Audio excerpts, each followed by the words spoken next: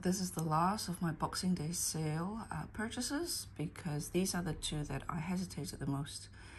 Darth Vader is actually the first Star Wars, or one of the first Star Wars, sorry for my dry hands, one of the first Star Wars pieces that I wanted, but as I visit the actual physical store, you know, with the Stormtrooper, you could see it as a helmet.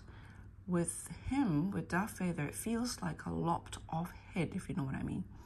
Because technically with Darth Vader, it's kind of a helmet, but also it's kind of a mask, but it's also part of his body, right? So when this turned around like that, it just looked like a big, well, not a big, but it's like looking a little bit like a lump of coal. I mean, aesthetically, it's very imposing. It's black, but I knew that I have to complete. I don't like all of the charms. There's a lot of the charms. The only charms that I like, I've bought, and all of them have been from the free bangle deals and the half price ones. So when it became half price, it's a no-brainer. It was just too good to miss, because I still think about it. It's part of my wish list. I wasn't sure. For 99 New Zealand dollars, I wasn't sure, but for $50, I was sure. So that's him. The other one that I wasn't sure about is C-3PO. It's because of his construction, and I wasn't very sure about how he's going to cope as part of a charm. His neck and his body is stiff. The only moving parts, I believe, is his legs and arms. And I've seen the feedback. A lot of people are disappointed because he broke apart. And I'm thinking partially, I noticed that with the 14 karat gold or the shine or whatever this is, they wrap it differently. I guess because it's plated, it's probably going to be a lot more vulnerable to scratching. I suspect, I would have assumed that enamel is prone to scratching as well. But right, so you see the limbs are moving, but the neck and the torso are stiffly jointed. And I suppose the fact that the body is much smaller than the head is supposed to help. But my point is this: the torso is a stiff part that sticks out from the mane. If you look at this just as a plain charm, you have this charm here, the body of the charm itself, then you have a stiff part that is his torso that sticks out, and then you have moving part that sticks out like that.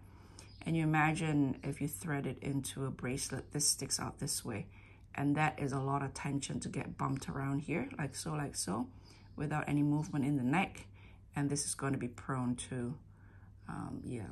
So if this wasn't half price, I wouldn't have bought it.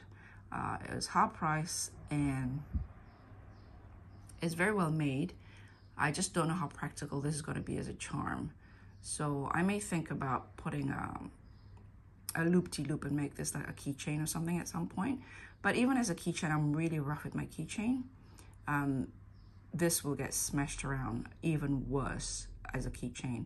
So honestly, I really don't know what am I going to do with this. I'll find a way. Again, if this wasn't half price, I wouldn't have bought it. And I'm thinking that since Star Wars is all the Star Wars items, charms are half price, I'm thinking, is this the end of their, of their licensing run? And does it mean that it's going to be discontinued soon? So I've made a point of getting every Star Wars charms that I like. I collect Star Wars sort of like figurines and all sorts of things as well. So this isn't the end all and be all. So a Pandora, this Pandora collection, I honestly don't know how long I'm gonna keep collecting.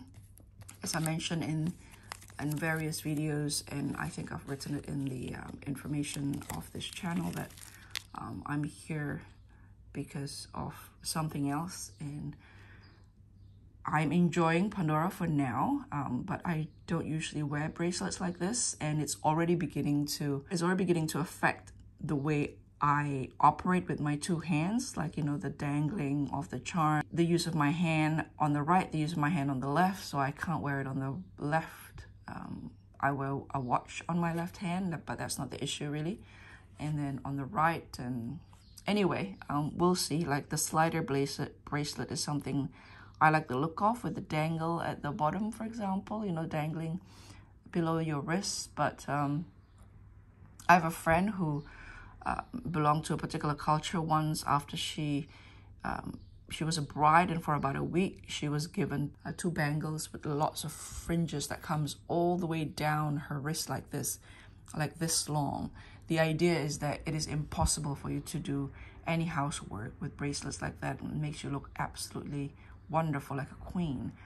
For a week you're freed from housework. My point is that I couldn't operate with a dangle this long on my right hand. And so anyway, so this goes back to how practical this 3PO is going to be, but I'll come and update. Bye.